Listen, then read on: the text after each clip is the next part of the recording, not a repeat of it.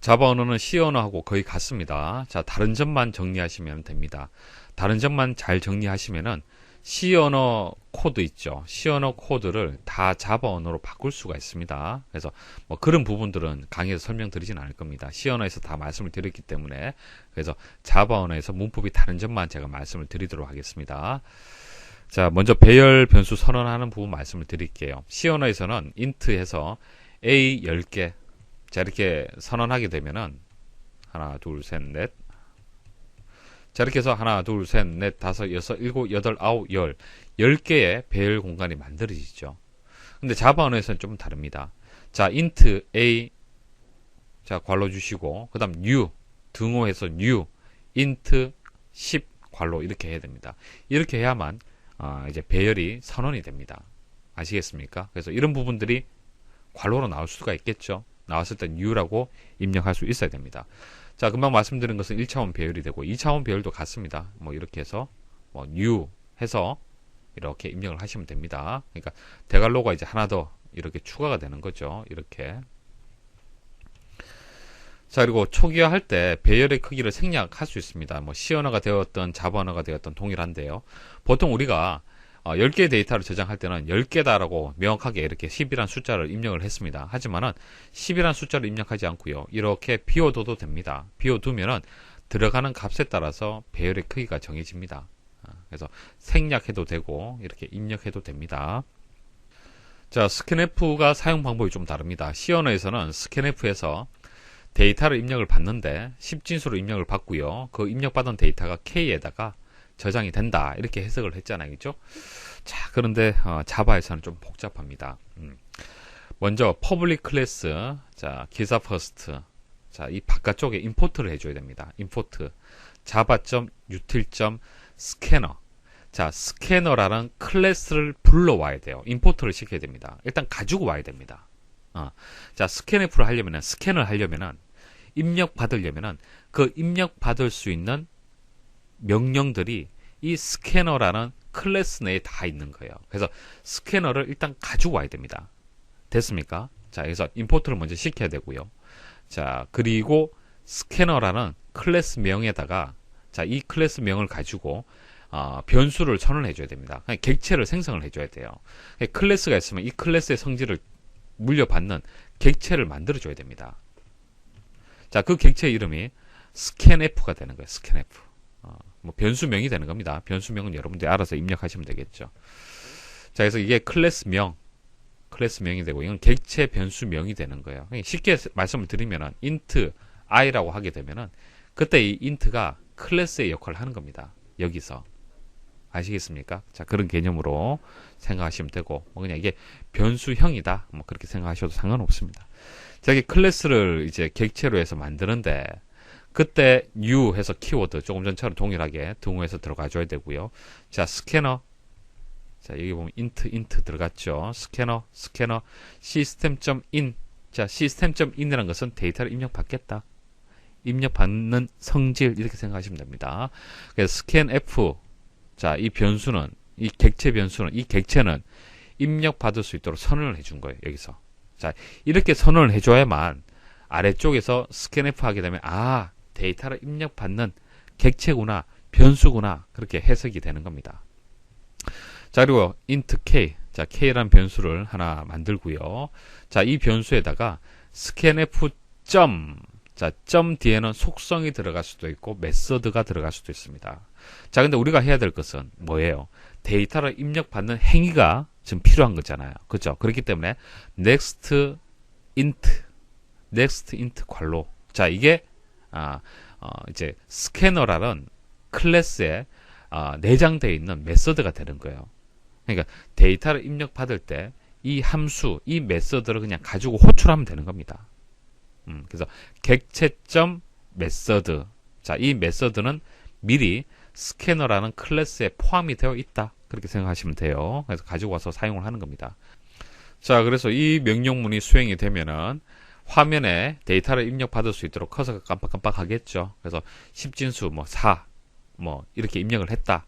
정수 4 이렇게 입력을 했다. 입력하면은 그 입력한 데이터가 K에 이렇게 저장이 되는 겁니다.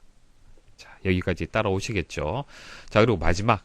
자, 모든 입력 작업이 끝났어요. 끝나게 되면은 scanf.close. 자, close 닫아줘야 됩니다. 자, 왜 닫아줘야 하냐면은 일단 scanf라는 객체 변수를 만들었잖아요. 그렇죠? 여기서 만들었습니다. 자, 만들면 만든 이 객체는요, 메모리 어디엔가 이 공간을 차지하고 있어요. 자, 이 메모리는 다시 다른 프로그램에서 또 이용을 해야 됩니다. 그렇기 때문에 클로즈에서 아예 해제를 해주는 겁니다. 메모리를 써야 되잖아요. 다른 프로그램에서. 그래서 여기서 scanf 객체 변수를 다 사용을 했다라면 마지막에 scanf.close를 해줘야 됩니다. 자, 그리고 while문에서 보통 우리 C에서 1이라고 해서 무한 반복시켰죠. 1이 true잖아요. 맞습니까? 그래서 C에서는 true도 되고 뭐 1도 되었는데 보통 1로 입력을 했습니다. 예, 보통 입력을 했죠. 그래서 뭐 1 외에도 사실 다 됐죠. false는 0이 되고 0 외의 숫자들은 다 이제 true가 되는 겁니다. 그래서 대표적으로 1로 보통 이제 무한 반복시킬 때 1을 입력을 했는데 자바에서는 1이 안 됩니다. true라고 입력을 해줘야 돼요. true 논리값으로 정확하게.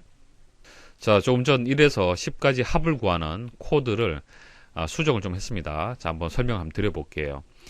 일단 true라고 주고요. 무한정 반복을 합니다. 그리고 조건을 만족할 때는 빠져나올 수 있도록 했습니다. 한번 실행을 해볼게요. 자, 55 제대로 나오죠. 자, true 대신에 1을 한번 넣어볼게요. 결과 안 나오죠. 그래서 true라고 입력을 해야 됩니다. 자, 폼은 말씀드릴게요. 뭐 C 언어에서 폼은 사용할 때, 자, 초기값, 최종값, 증가치 이렇게 표현을 했죠. 자바도 마찬가지입니다. 동일합니다. 초기값, 최종값, 증가치. 같습니다. 같은데 자바는 표현하는 방법이 한 가지가 더 있습니다. 이것을 설명을 드릴게요. 자, 자바 코드 한번 보도록 하겠습니다. 자, 인트에서 A에다가 배열에다가 이렇게 데이터를 입력을 했습니다. 자, 데이터를 바로 입력을 할 때는 조금 전 말씀드린 것처럼 new 해서 이렇게 선언할 필요는 없습니다. 바로 데이터를 입력을 했죠. 자, 데이터 바로 입력을 하고, 자, max 0 대입을 하고요. 자, 폼을 통해서 i가 0부터 해서 1씩 증가시키면서 5보다 작을 때까지 반복을 시키고, 배열에 있는 값이 max보다 크냐? 자, 클 경우에는 max에다가 배열에 있는 값을 대입을 해서 결과적으로 최대값을 구하는 겁니다. 여기서 최대값이 8이 되겠죠. 8을 프린트하는 것이 이 코드예요. 자, 이 코드인데 여기서 포문 부분을 다시 한번 작성을 해볼게요. 자, 포문에서 int i 해서 콜론, 세미콜론 아닙니다. 콜론에서 a 들어갔어요. 자, a는 뭡니까? a는 배열이죠. 배열. 배열을 뜻하는 거예요. 그래서 이것을 어떻게 해석하냐면은 반복을 하는데 결과적으로 이게 5번 반복되는 거잖아요. 그죠? 5번. 이 5번이라는 이 5라는 숫자는 어디서 나온 겁니까? 사실 배열의 개수가 되는 거죠. 배열 개수만큼 비교하기 위해서, 맥스 값하고 비교하기 위해서, 맞습니까? 5라는 숫자가 나왔는 거예요. 자, 그렇기 때문에 별도로 5라는 숫자를 이용하지 않고 그냥 A 배열의 개수가 5개니까 A 배열 그냥 이용하자는 얘기입니다. 그래서 배열 A의 개수만큼 반복을 시키는 그런 이제 코드가 되는 겁니다. 그런데 이제 A라는 이제 배열에 들어있는 첫 번째 데이터를 I에다가 대입을 하고 반복을 시키는 거예요. 그래서 i에다가 a의 0번째 있는 값, 첫 번째 있는 데이터가 0번지잖아요. 그렇죠? 자, 그 데이터를 대입을 하고 반복을 시키는 겁니다. 그럼 i는 얼마 값을 가지겠습니까? 5가 되겠죠. 자, 5가 되고 max는 현재 0이 되기 때문에 크냐? 조건 판단하면은 큽니다. 그래서 max에다가 5가 저장이 되겠죠. 자, 그 다음 또 반복할 때 어떻게 되는 거예요? a의 첫 번째 데이터, 그러니까 두 번째 위치가 되겠죠. 3이란 값을 i에다가 또 대입을 하는 겁니다. 그럼 3하고 맥스 값하고 현재 맥스 값하고 비교를 하는 겁니다. 자, 그다음 또 반복을 하게 되면은 세 번째 데이터가 되겠죠. 세 번째 데이터 8이 i에 또 대입이 되는 거예요. 자, 어떻게 작동되는지 아시겠습니까? 그래서 이렇게 표현하는 방법도 있다는 거 아시면 되고, 기본적으로 보통 이렇게 표현을 하죠. 자, 그리고 마지막으로 이제 문자열 부분 보도록 하겠습니다. 자, 문자열, C 언어에서는 배열을 보통 이제 이용을 합니다. 그래서 캐릭터 해서 str 변수 10개짜리 준비를 해서 뭐 기사 퍼스트라고 해서 이렇게 대입을 합니다.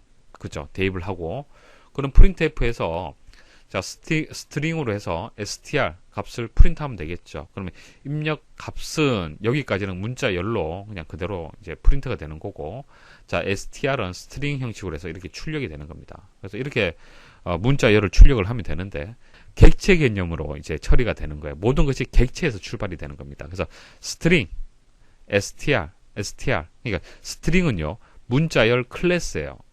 자, 문자열 클래스가 되고, str은 이제 객체가 되는 거죠. 문자열 객체가 되는 겁니다. 그러니까 문자열의 특성을 물려받은 객체가 되는 겁니다. 그 객체에다가 기사 퍼스트라고 입력을 하는 겁니다. 됐죠? 자, 그리고 int c 해서 str은 문자열 객체죠. 객체입니다. 객체 변수. length. 자, length는 조금 전, 자, 공단 샘플 문제에서 말씀을 드렸죠. 객체의 크기, 객체 크기를 알려주는 속성이에요. 자, 현재 A라는 객체가 배열이 되기 때문에 배열의 크기라고 제가 말씀을 드렸고요. 자, 여기서는 자, str이 뭐예요? str은 문자열이잖아요. 그냥 문자열의 길이가 되는 거예요. 됐습니까? 그래서 문자열의 길이를 c라는 변수에다가 저장을 한다는 얘기입니다. 그럼 길이가 9가 됩니다. 그래서 c는 9가 되는 거예요. 자, 그럼 프린트를 한번 해보겠습니다. 프린트 입력 값은 여기까지는 그냥 문자열이 되는 것이고, 자, 스트링 형식으로 해서 str을 출력을 해라. 출력하고, 그 다음 역/n 하게 되면은, 자, 엔터 입력하는 것도 같죠. 한 줄 바꿈 하고요.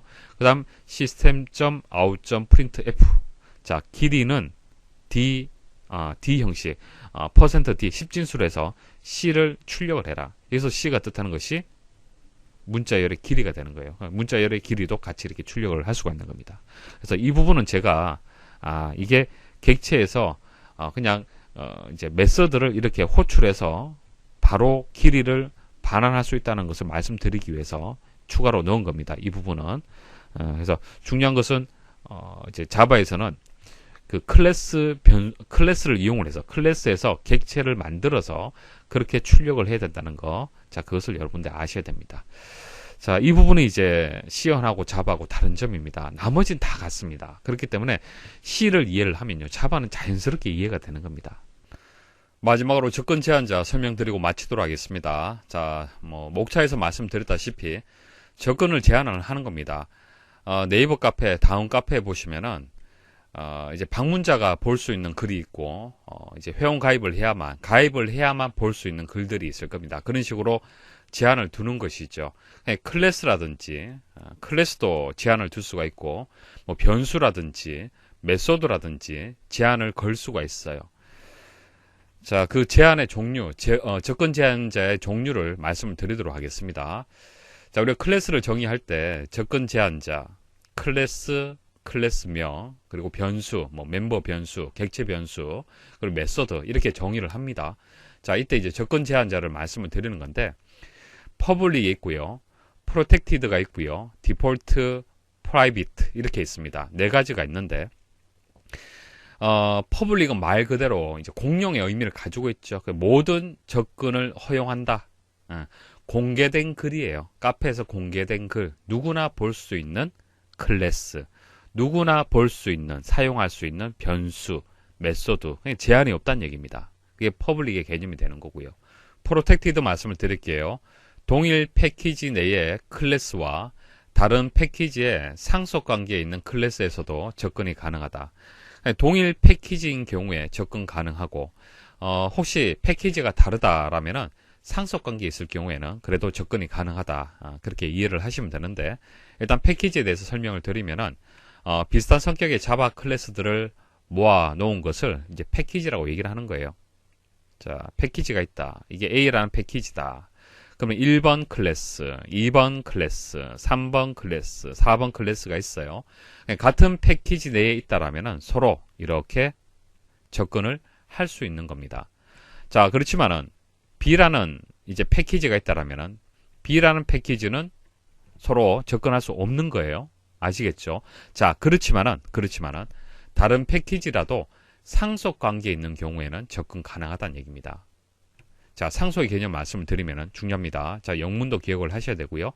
상위 클래스의 메소드와 변수를 물려받아서 그대로 사용 가능하게 해주는 것을 상속이라고 얘기를 하는 겁니다. 자, 부모로부터 자식이 상속을 받잖아요. 그죠? 그 개념이 되는 거예요. 자, 예를 들어서 비행기 클래스가 있고 자동차 클래스가 있습니다.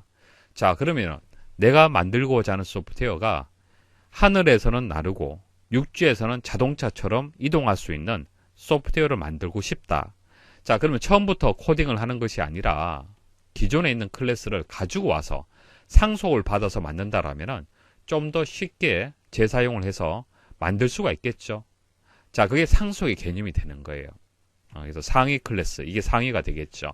상위 클래스의 메소드와 변수를 물려받아서 그대로 사용 가능하게 해주는 것을 상속이라고 하는 겁니다. 자, 이런 상속 관계에 있을 경우에는 서로 접근 가능하다는 얘기입니다.